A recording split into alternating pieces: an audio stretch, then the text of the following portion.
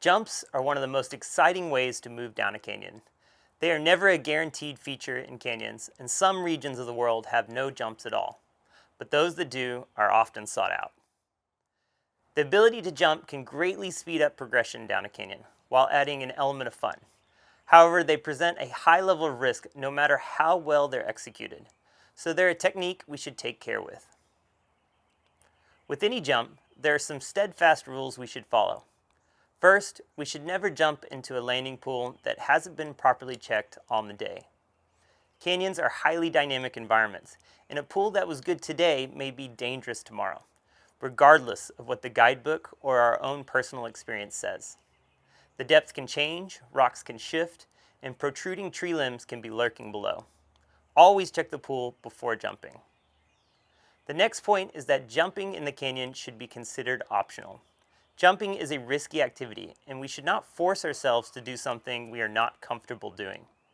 When in doubt, we should use another option to get down, such as down climbing or rappelling. When deciding to jump, we should prepare our equipment for success. Make sure your shoes are tied, and there are no dangling straps to get caught on anything. As well, remove any backpacks when jumping. Large or very buoyant backpacks can push your head and neck violently forward as you enter the water. After our equipment is prepared, there are 4 stages to any jump. The first stage is assessing the jump. We should ask ourselves questions like, how hard is it to get out to the jump? Is the terrain slippery or unstable? Is the takeoff spacious or cramped? Does the jump require us to jump over any rock or make a difficult trajectory? Is the landing pool large or small? And how deep is it exactly? All of these sorts of questions are important for risk assessment and deciding if the jump is a good idea for us or not.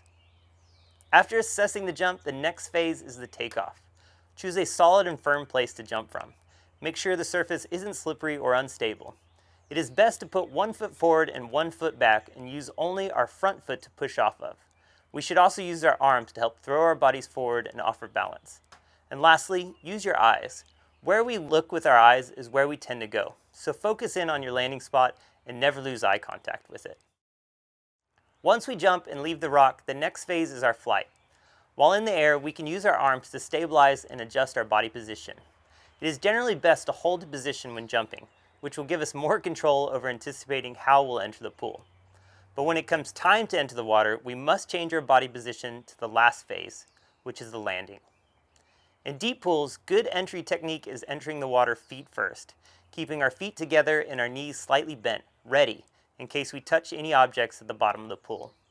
Our arms should also be inside our bodies, which protects our hands and shoulders from impact.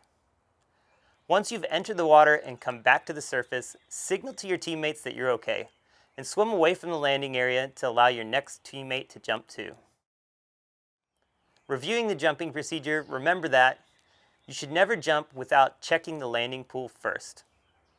Jumps are always optional, and you should have a plan for people who are not comfortable jumping safely. Tidy away equipment before jumping and avoid jumping with backpacks. And finally, the 4 stages of jumping are assessment, takeoff, flight, and landing. Know these stages well to keep yourself safe.